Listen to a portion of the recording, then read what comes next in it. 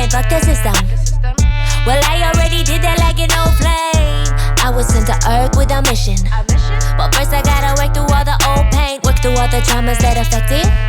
My mind, body, spirit is connected.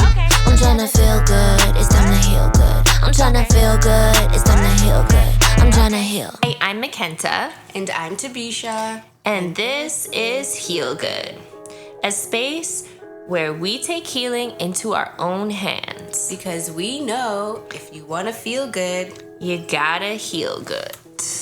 On this episode, we are talking about why you should learn to accept help and support, and the importance of just receiving in general. You know, the past couple years have been extremely isolating for pretty much the whole world in some capacity.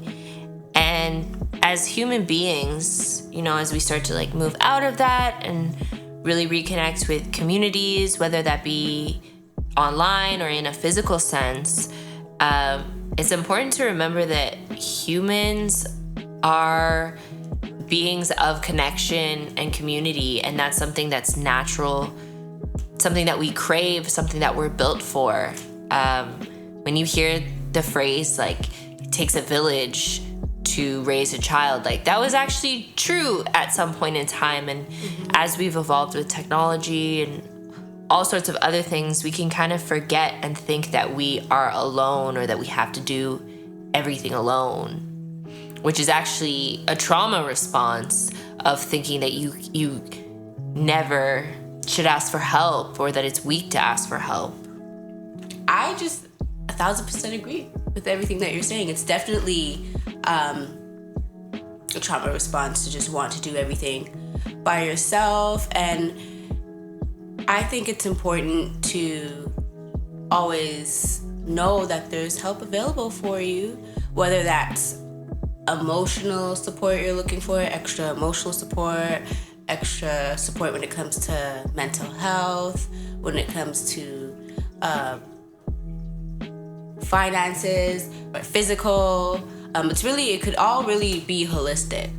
It's just a matter of asking the right people or looking for the right resources, because there also could be cases where you could be asking for help in certain areas and it just doesn't show up from the places that you expect. But still knowing that help is always available for you, is probably just not available from certain places or people. But it's there. It's out there. I think it has to start with your willingness to receive, because like it's often taught that like giving, like you're a good person if you give, and or receiving is selfish, but it definitely needs to be a balance. And there's so much suffering in the world that we can kind of like normalize suffering and not really realize that we're not supposed to suffer alone. We're supposed to be in community to help each other. But if you're unwilling to receive, that can block your blessings. And I understand totally the feeling of not wanting to receive or being able to receive, because you feel like it's more noble to do things alone, or you just feel like you can't trust anyone, or that's just always how it's been. But there's a process of, number one, being willing to accept help, but also being willing to acknowledge that you deserve help. Because when we talk about taking healing into our own hands, that's like empowering ourselves to heal ourselves, but that doesn't mean that that's going to be on our own. My healing journey has involved a ton of people, and some people I don't even know, like seeking out, you know, like spiritual coaches online or speakers who can provide information. That those people, like random people who I don't even know, have helped me more than some people I even know in person, just because I've been like, okay, I'm stuck.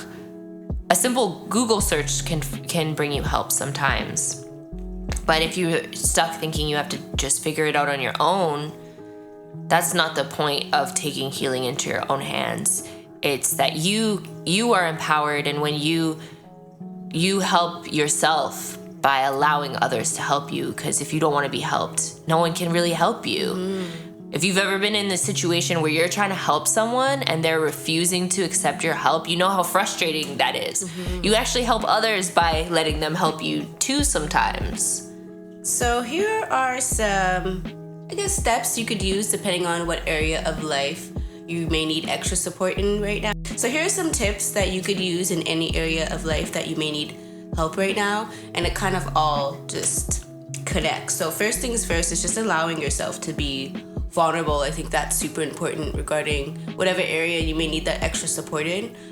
Another tip for allowing yourself to accept more support is examining your beliefs on receiving.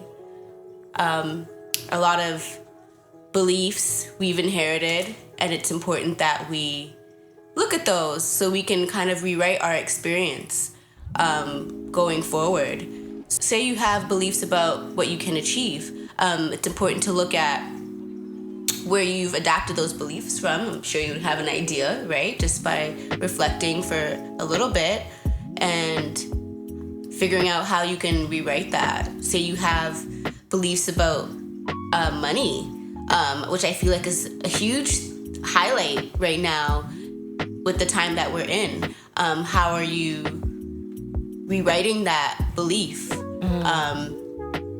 I just feel like it's just important to be able to just like look at it, figure out where it's come from. Again, just getting curious, because I feel like that's just my favorite thing to do. It's just really helped me solve problems. Is just, hey, where did that come from? Why do I believe that? Okay, how can I rearrange that so it's really true with what I'm trying to create or what I'm trying to build or achieve? Practice giving and receiving. I think that sometimes what we need is balance within that. So say you're so used to being a giver, it's definitely a good time for you to look at how you can receive more. Say you've been used to people or things being handed to you, how can you give back? How can you balance out the scales so it just flows efficiently? It's definitely an ebb and flow with that, and it needs to be in balance. And you'll notice I feel like I've said this before, but like when you're seeking something, try first to see how you can give it out. But just know that receiving isn't bad. It's not bad by nature. It just needs to be in balance. And most people, especially if you're listening to this and you're on a path of healing, I'm gonna say more often than not, you probably are more of a giver than a taker. And that's because, a lot of people who heal they feel good giving because that's what they would want, but maybe haven't received so much. And also when it comes to mental health, I just want to say this because I see this in the spiritual community a lot. Sometimes you just need a professional. You just need a professional. If you're listening to this and you're struggling and struggling and struggling, this is part of a support system, but sometimes there's no shame in seeking out professional help. And I know we need to get better resources for that so that it's affordable for everyone. I strongly believe that. I strongly believe that everyone should do therapy. These are just my personal opinions. But just know that there's no shame in seeking professional help.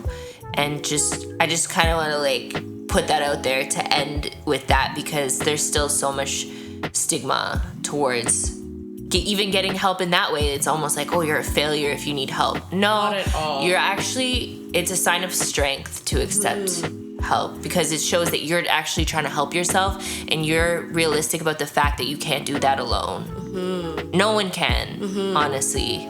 And if, say, finances are an issue for you to actually get that help, there are support groups, there are forums, There's financial aid. Now there's also cheaper online therapy too that's a little bit cheaper than regular, but there's so many, again, YouTube, finding someone that you resonate resonate with, finding a community, people that you can talk to is so important. Because really when it comes down to it's like you're really just needing that support, you know. So if you can find someone to like talk to, if you can't, you know, tap into those other resources. There's a show called The Therapist. It's on Vice, and where this therapist he does like celebrity therapy. Even watching that, I feel like is helpful. That literally, it's so crazy. Like there's shows that are therapeutic too. Like you never know, because I definitely have had my own personal moments where I'm like, this show has helped me, amazing,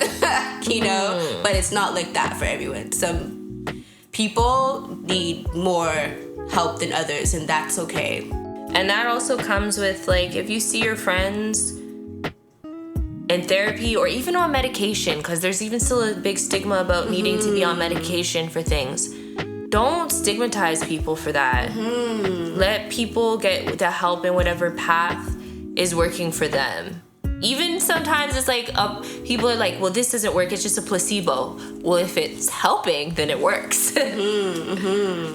Just this message to anyone who thinks that they are alone or they have to do it alone.